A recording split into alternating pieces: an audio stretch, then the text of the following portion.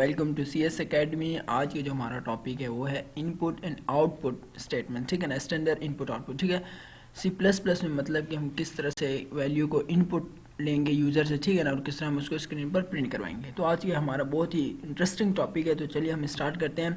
सबसे पहले हम देखेंगे स्टैंडर्ड आउटपुट्स के किस तरह हम जो है वैल्यू को स्क्रीन पर प्रिंट करवा सकते हैं, ठीक है ना। तो उसके लिए हमारे पास यूज़ होता है कंसोल आउटपुट मीन, ठीक है ना, जो कि डिफ़ॉल्ट है, बिल्ट इन है, ठीक है। हमारे पास स्टैंडर्ड है, ठीक है ना, मतलब स्टैंडर्ड या बाय डिफ़ॉल्ट हम कह सकते हैं, जो कि हमारे पास बिल्ट इन होते हैं, ऑलरेडी डिफाइन हुए होते हैं, ठीक है ना।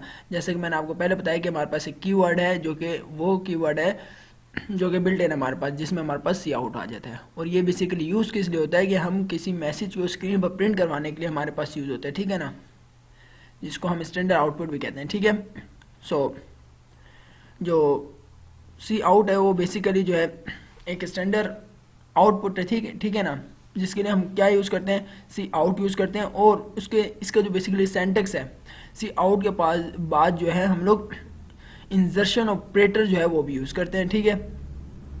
सो उसके बाद जो है हम अपना मैसेज जो भी हमने प्रिंट करवाना होता है वो लिखते हैं, ठीक है ना, बेसिकली, ठीक है। सो जो हमारे पास सी आउट है, अब आप ये जान चुके हैं, कीवर्ड है जो कि यूज़ होता है किसके लिए, वैल्यू को स्क्रीन पर प्रिंट करवाने के लिए, ठीक है ना। तो चलिए हम इसका सेंटेक्स बेसिकली देखते हैं किस किस्म का इसका सेंटेक्स है।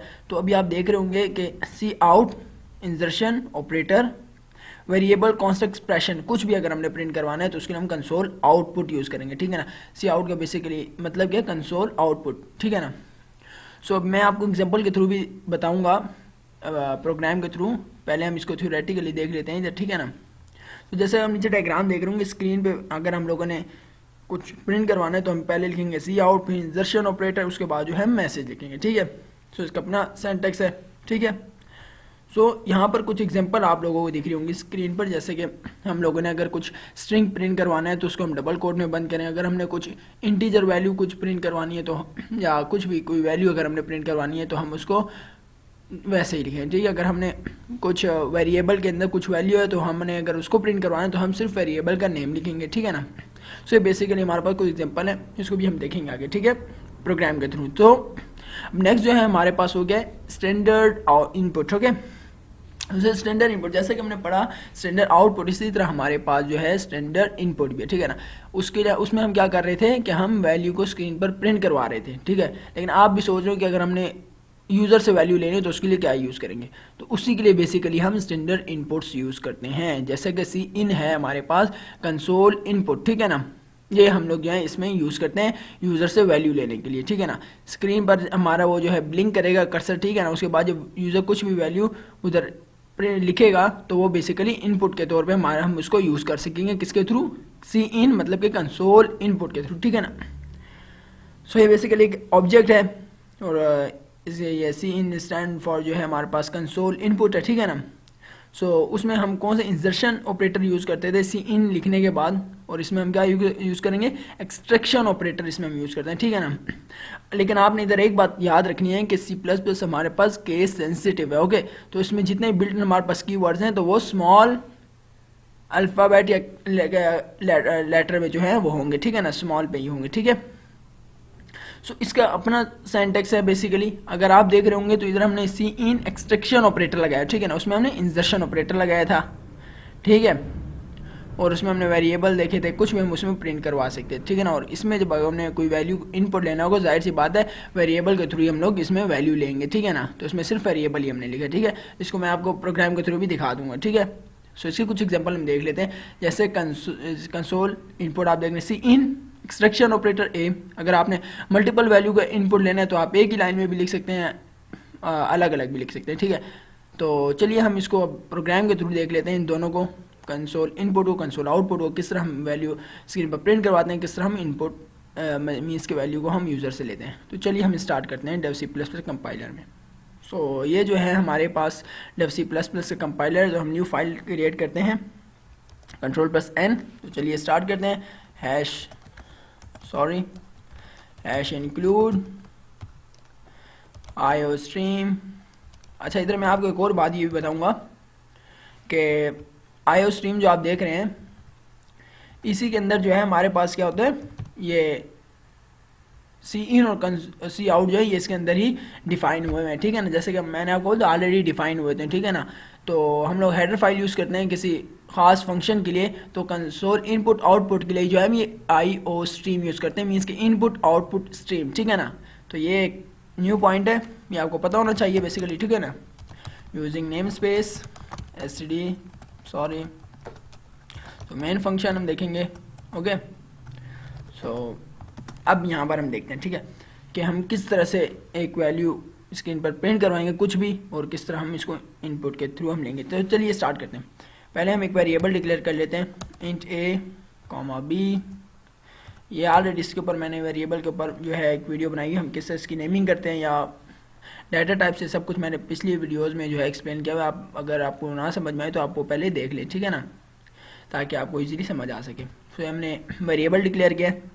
तो अब अगर मैंने इनके जो है वैल्यू अगर हमें चाहिए, ठीक है ना, इनके लिए पहले हम यूज़र से अगर हमें चाहिए, ठीक है, तो हम किस तरह से लेंगे। तो यहाँ पे अगर मैंने कुछ मैसेज प्रिंट करवाना है तो मैंने आपको पहले बताया था कि हम सी आउट उसके लिए यूज़ करते हैं, ठीक है। जैसे मैं यहाँ पे लिख देता हूँ inter a value for a, ठीक है ना। अब ये मैसेज हमारे पास स्क्रीन पे प्रिंट होगा, ओके। सो सेमी कॉलन, ये आप देखेंगे कि स्क्रीन पर, मैं इसको सेव कर लेता हूँ इसके नाम से, चलिए हम जो इसको सी आउट के नाम से चलिए सेव कर लेते हैं, ओके। ये बस ठीक है, डेस्कटॉप पे हम सेव कर लेते हैं। सो अभी आप देख रहे होंगे स्क्रीन पे जब मैं इसको कंपाइल करूँगा F9, तो एरर चेक कर लेते हैं होंगे नहीं।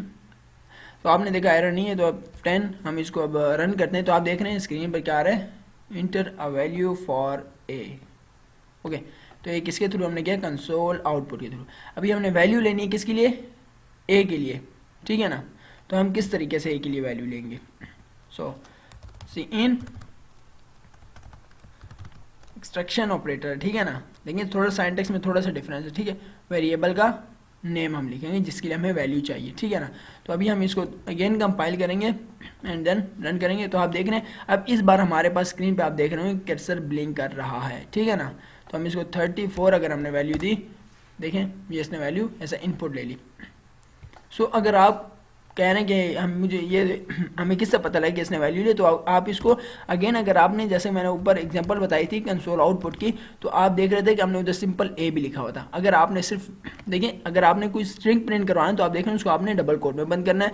अगर आपने किसी वेरिएबल की वैल्यू को प्रिंट करवाना है तो सिर्फ वेरिएबल का नेम लिखेंगे, ओके। अब ए के अंदर 34 होगा, ठीक है, जो हम कुछ भी वैल्यू देंगे हमने उसको अगेन प्रिंट करवाना है, ठीक है ना। तो हम उसके लिए कंसोल आउटपुट लिखेंगे। तो चलिए हम इसको कंपाइल करते हैं एंड देन रन करेंगे। अभी मैं ए को जो है वैल्यू देना चाहूँगा 56। अभी आप देखिए मैं इंटर मारूंगा तो अगेन जो है 56 प्रिंट होगा, देख रहे हैं। तो ये कंसोल आउटपुट के थ्रू जो है हमने प्रिंट करवाया अगेन, ठीक है ना। तो ये सिंपल सा है हमारे पास। अगर आपने इसी तरह अगर आप वैल्यूज़ लेना चाहें ए के लिए बी के लिए, ठीक है ना, तो आप इजीली ले सकते हैं। सो हम इसको कॉपी कर लेते हैं और इसी को ही हम प्रिंट करवा लेते हैं अगेन एंड अगेन, ओके। सो पहले ए के लिए हमने ली थी, यहाँ पर हम बी कर लेते हैं, ठीक है ना। यहाँ पर भी, यहाँ पर सी कर, चलिए इसको छोड़ें, 2 वैल्यू काफ़ी है, ठीक है। सो यहाँ पर भी हम बी कर लेते हैं is equal to, so B and is equal to A.